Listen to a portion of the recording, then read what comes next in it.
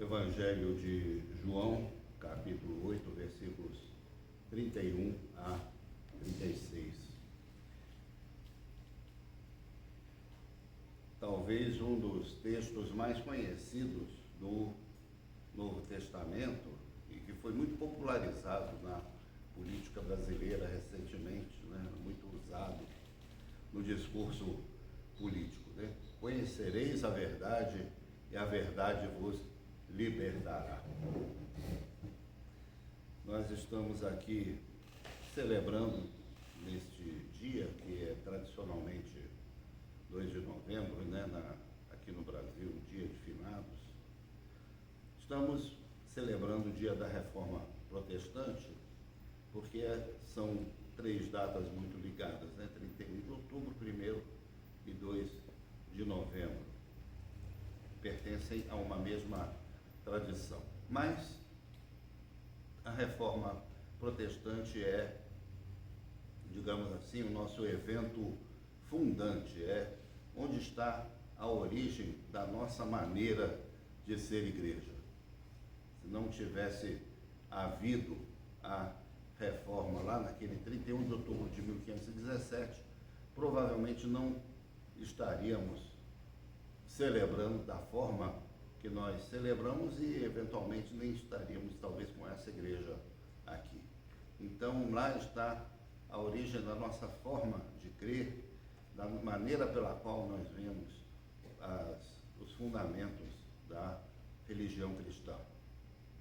Nós sabemos que o movimento da reforma, ele colocou 5 grandes pilares na fé cristã, que ele identificou. Somente a fé, a salvação unicamente por meio da fé em Cristo Jesus, somente a graça, em oposição àquele conceito da salvação pelas obras, somente Cristo como sendo o único mediador entre Deus e os homens, o único que se entregou pela nossa salvação, somente a Escritura como base para a nossa doutrina, para a nossa prática, para a nossa ética, para a nossa maneira de viver e de crer, e somente a Deus seja a glória, só lhe deu a glória, a frase que coroa esses 5 pilares da Reforma Protestante.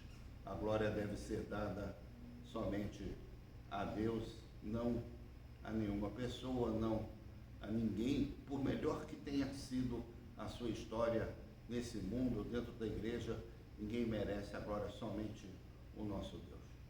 Então,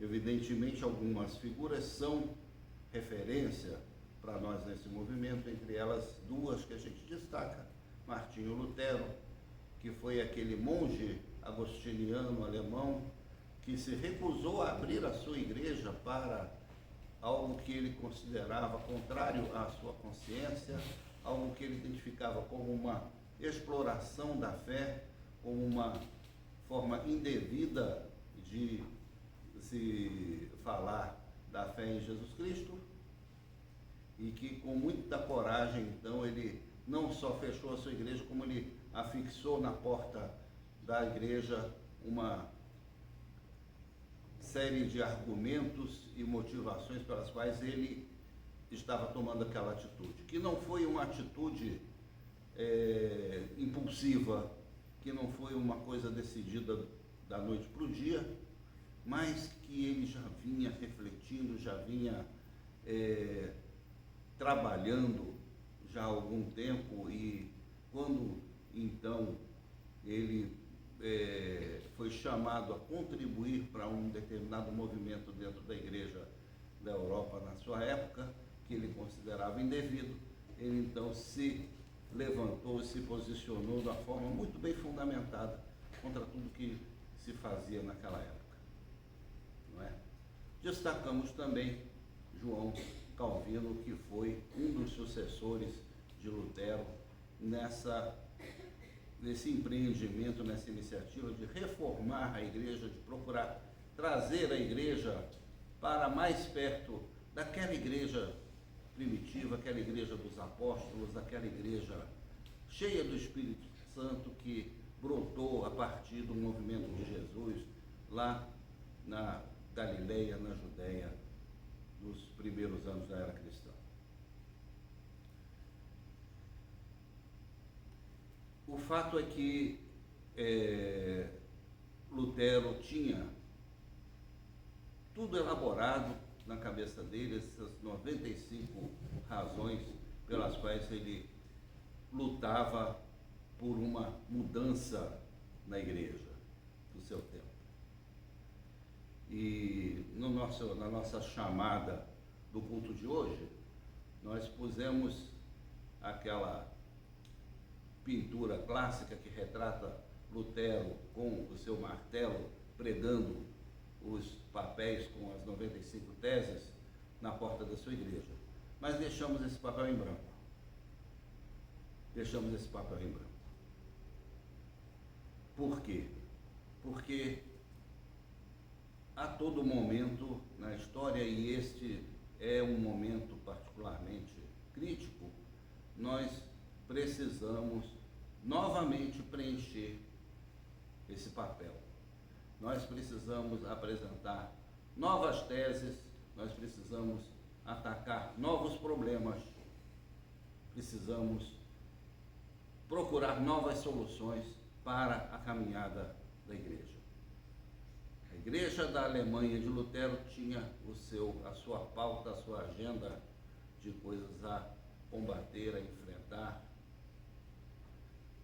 Teve muitos acertos, teve erros também. De maneira nenhuma nós queremos dizer que o movimento da reforma foi uma coisa perfeita, algo assim caindo do céu que resolveu todos os problemas da igreja. Não resolveu, mas não temos dúvida que foi um movimento impulsionado pelo Espírito de Deus e que dá frutos até hoje e que contribuiu para a reflexão da igreja até hoje no mundo. E graças a Deus hoje nós temos um diálogo mais próximo entre as igrejas graças a esse movimento, depois de períodos assim de muita intolerância, não é? Jesus está em Jerusalém, aqui no capítulo 8 de João. Ele está participando de uma grande festa, e a festa onde se comemorava as primeiras colheitas, e ele tem lá um grupo de pessoas que está simpatizando com as suas ideias, pessoas que gostavam de ouvi-lo. Jesus falava muito bem, né? Nesse mesmo capítulo de João, aliás, no capítulo anterior, capítulo 7, nós temos um episódio muito interessante, porque ele estava nas proximidades do templo, talvez numa escadaria, em algum lugar onde ele pudesse ser visto. Ele estava discursando, ele estava expondo os seus ensinamentos, anunciando o evangelho do reino de Deus no templo de Jerusalém. E aquilo era para os maiorais da religião de Israel do tempo de Jesus, para aqueles que se consideravam proprietários da área do templo, aquilo era inadmissível. Não se podia permitir que um galileu, lá do interior de uma região miserável, de uma região abandonada de Israel, tivesse ali lugar de fala para uma multidão. Então, mandaram que os seguranças do templo, os guardas do templo, que não podiam matar as pessoas, eles não tinham esse poder, só os romanos tinham essa autoridade para poder matar alguém, mas eles tinham um poder de polícia. Eles podiam então prender Jesus, né? Isso iria acontecer tempos mais tarde, quando esses mesmos guardas prenderam Jesus e os entregaram aos romanos para que ele fosse crucificado. Mas então mandaram uns guardas lá se infiltrarem na multidão e, em um dado momento, prendessem Jesus e o levassem para as autoridades. E os guardas ficaram lá assistindo Jesus falar, e eles assistiram e prestaram muita atenção no que Jesus falava. E quando Jesus terminou, eles foram embora e voltaram para a sua delegacia, lá para o seu quartel, para a sua base. E quando eles chegaram lá, de mãos abanando, perguntaram, né? Cadê o homem? Cadê o humilhante? Cadê aquele que vocês tinham sido, né? Tinham um mandato para prender?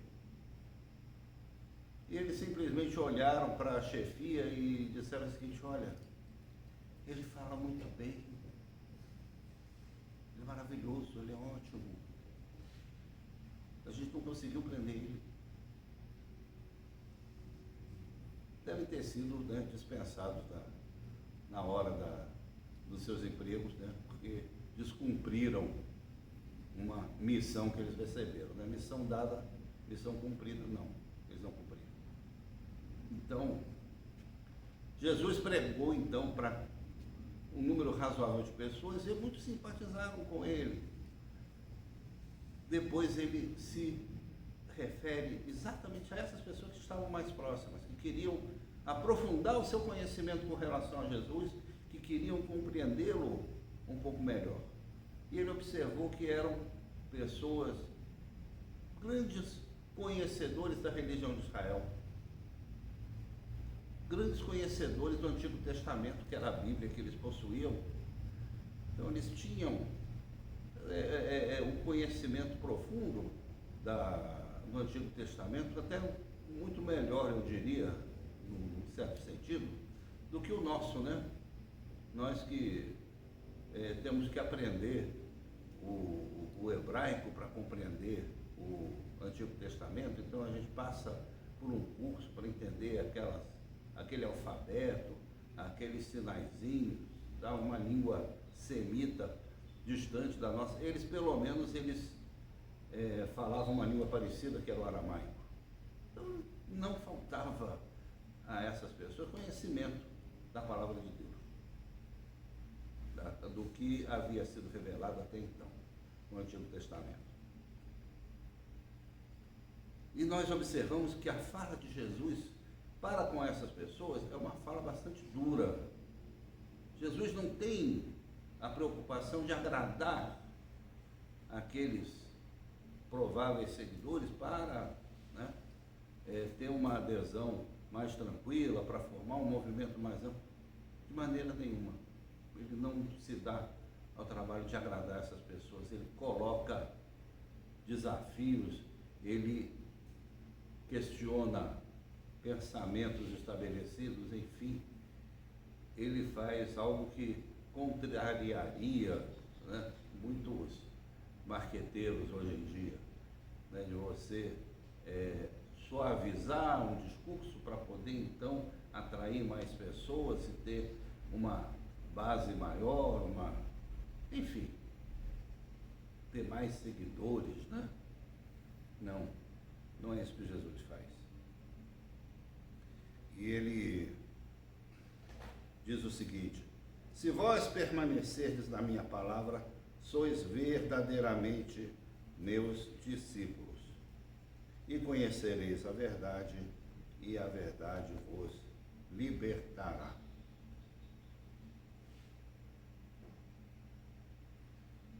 Hoje nós temos um problema muito sério nesse conceito de verdade. Porque até outro dia, ou até algumas décadas atrás, até o século XX,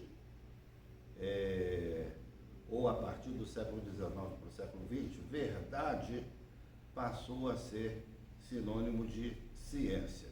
Aquilo que a ciência podia comprovar, ou que podia ser comprovado cientificamente, passou a ser considerado verdade, não é? Então, ideias que existiam na cabeça das pessoas já há muito tempo, mas que não tinham formulação científica, passaram a ter. É o caso, por exemplo, do espiritismo. O espiritismo, a crença na reencarnação, o contato com a mediunidade, contato com pessoas mortas, etc, etc.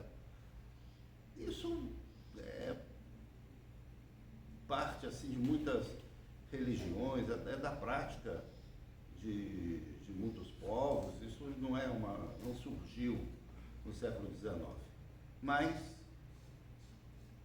ali passou a existir um espiritismo, digamos assim, científico. Então, um autor francês, Auguste Hippolyte, escreveu lá um livro e colocou lá o seu pseudônimo de Allan Kardec e descreveu, então, como se davam esses fenômenos, etc, etc, né? Então, que nada disso é considerado exatamente ciência, mas colocou numa formulação científica fenômenos que existiam assim, de uma forma mais difusa no imaginário das pessoas, não é? Da mesma forma, também o socialismo utópico, uma coisa antiga, uma ideia, né, de sociedade igualitária, de uma sociedade sem disparidade entre as classes e tal. Isso é uma ideia já também muito antiga. Mas alguém lá na Alemanha se dispôs a escrever um livro dizendo do socialismo utópico ao socialismo científico, da Friedrich Engels, né? Com a parceria de Karl Marx. Então, aquilo que existia enquanto ideia passou a ter uma formulação científica, né? Mas o grande avanço, então, da biologia, da eletricidade, dos estudos, né, da física, da astronomia, tudo isso, né, criou um conceito de verdade, né, que se passou depois para as ciências humanas, para a própria sociologia, antropologia, para tudo. E até a religião ganhou um caráter assim científico, né? A teologia passou a ser algo com uma fundamentação acadêmica, né? Passou a ser uma disciplina, né, que antes ela existia a partir de uma leitura da Bíblia muito espiritual, e ela passou a usar recursos da linguística, da geografia, da arqueologia, etc. Não é? Mas, na passagem do século XX para o XXI, entrou, então, a era pós-moderna. E aí, muitas coisas que eram consideradas verdade passaram a ser questionadas. Até porque o mundo científico moderno não produziu o milagre que todos esperavam. Não é? Certas experiências, o conhecimento científico não conseguiu acabar nem com a fome, nem com a miséria, nem com a guerra, pelo contrário, ele tornou a guerra ainda mais cruel e mais letal, né? Com o uso da física, né? Dos conhecimentos da ciência atômica, né? Para promover dois grandes massacres no final da Segunda Guerra, né? Enfim, tudo aquilo que o conhecimento humano prometia enquanto milagre de um admirável mundo novo, não aconteceu. E isso levou então as pessoas a buscarem novamente ciências, conhecimentos ancestrais, não é? A espiritualidade, tudo isso. e então a verdade mudou de patamar. E hoje nós vivemos uma discussão sobre o que realmente é verdade, né? O que realmente é verdade? É aquilo que é provado cientificamente? Ou existem outras formas alternativas de se produzir verdade? Claro que esse questionamento começa então a extrapolar as suas fronteiras e começa a produzir pós-verdades, né? Coisas que, conhecimentos já consolidados, especialmente na história, passam a ser questionados. Não foi nada daquilo que aconteceu. Coloca-se lá uma outra narrativa, que é um outro termo muito utilizado, para então produzir uma outra verdade, e essa outra verdade, se ela agrada uma quantidade de pessoas, então ela passa a ser para essas pessoas verdade. E verdade passa a ser tudo aquilo em que se crê. Qualquer coisa que se crê vira verdade. É essa crise que nós estamos vivendo, não é? Por isso, quando Jesus fala, né, conhecereis a verdade e a verdade vos libertará, é muito importante a gente entender o contexto em que ele fala isso.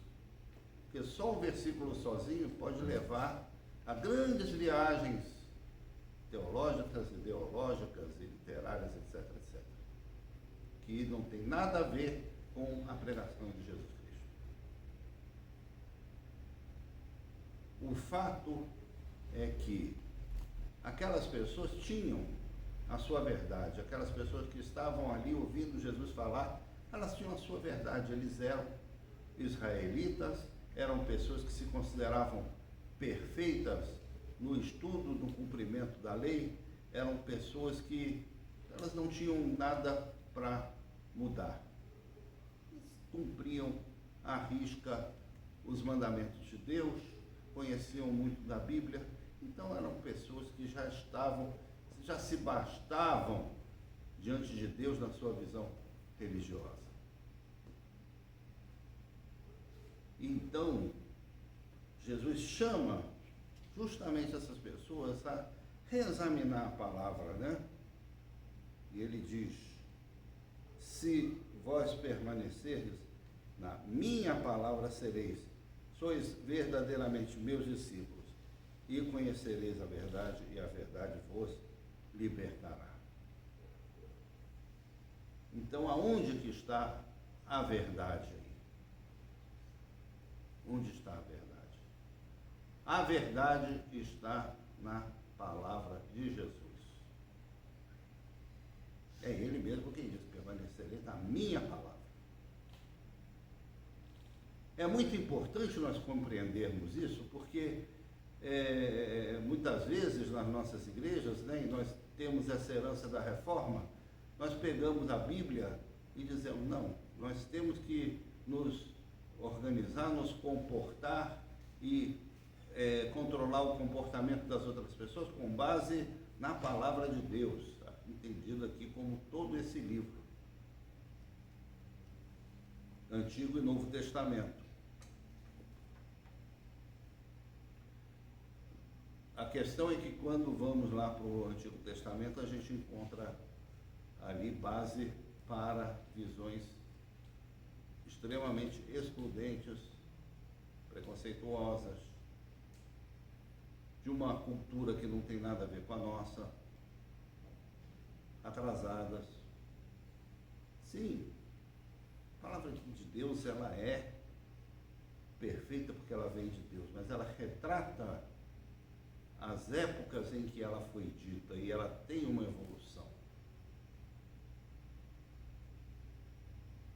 Por isso que algumas pessoas falam, como por exemplo o pastor Renekiewicz, né, de uma atualização da palavra. É necessário atualizar a palavra. Mas atualizar com base em quê? Atualizar com base nas minhas palavras, é isso que Jesus diz. As palavras de Jesus. Por isso, quando nós celebramos a Reforma Protestante, a gente tem que ter clara essa consciência de que só a palavra, com o centro bem colocado nas palavras de Jesus Cristo,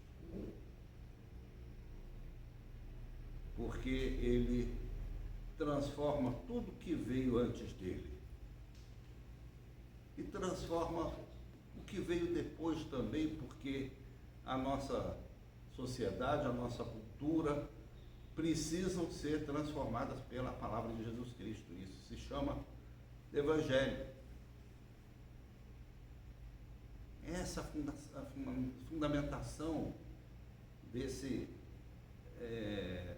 versículo que ficou tão famoso, né? Conhecereis a verdade e a verdade vos libertará. A verdade é Jesus. Pôncio Pilatos perguntou isso para ele, né? Jesus falou para ele: você precisa conhecer a verdade. E Pilatos então perguntou: mas o que é a verdade? Perguntou e logo se arrependeu.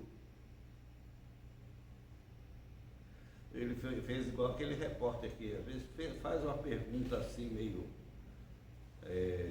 comprometedora, uma pergunta que não devia ter sido feita, e tira o microfone do entrevistado, né, e chama os comerciais, né?